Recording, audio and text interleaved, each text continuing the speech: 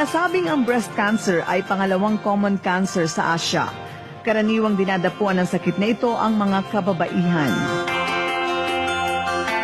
Ang umpisa talaga, bukol siya, yung tinatawag na cyst. Pero pinabayaan ko lang siya. Kasi nag-work ako yung trabaho ko kasi as a line leader, laging nakatayo, paikot-ikot.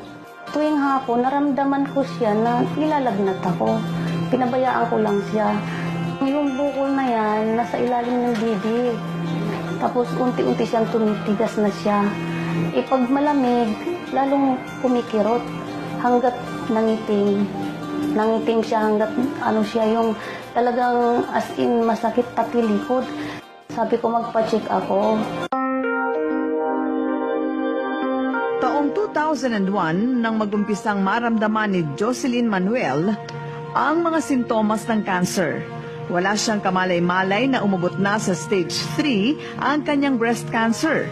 At sa loob ng 5 taon, pilit pa rin niya itong pinaglalabanan. Year 2001, naramdaman ko na po yun. Kaya lang pinabayaan ko siya kasi trabaho, bahay.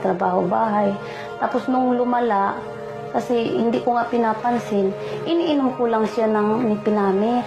Pag nawala yung kirot, wala lang.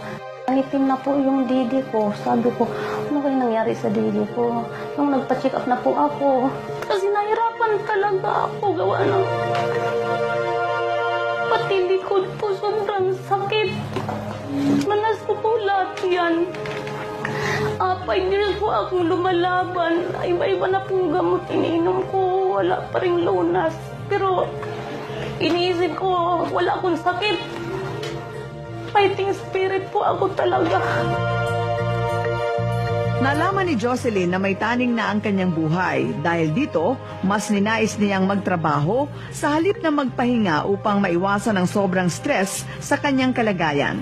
Naging dahilan din ito ng madalas nilang pagtatalo ng kanyang asawa. Ako pala is teen straight. Tapos sabi ng doktor, 6 months na lang po yung buhay ko. Gusto kong magtrabaho. Ayaw ko kasi sa bahay kasi lalo akong nai-stress. Hanggang sa isang araw, may dumating na magandang balita na nagpabago sa buhay ni Jocelyn. Year 2013 po, tanda ko po yun, yung February po yun. Kasi yung kasama niya sa dating company, nagpunta sa pinapasukan ng asawa ko. Sabi niya, partner, itry mo to sa asawa mo.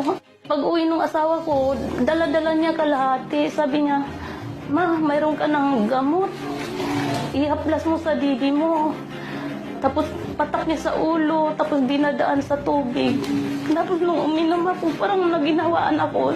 Hanggat nakarecover ako, nakatayo ako. Tapos ang ginawa ko, sinir ko na lang sa iba kasi nagtaka sila ba't ako nakarecover kasi stage 3 nga ako. Lumipas ang ilang araw, tuluyan ang naghilom ang mga sugat sa kanyang dibdib. Natulungan din niya ang kanilang kabuhayan. Ang dami ko na rin nasira na nakarecover sila. Ang dami na po namin natulungan ngayon sa Region 2 po. Kasi maraming naniwala talaga sa Quantumin doon. Kaya yung Quantumin doon, napakabilis namin i-post.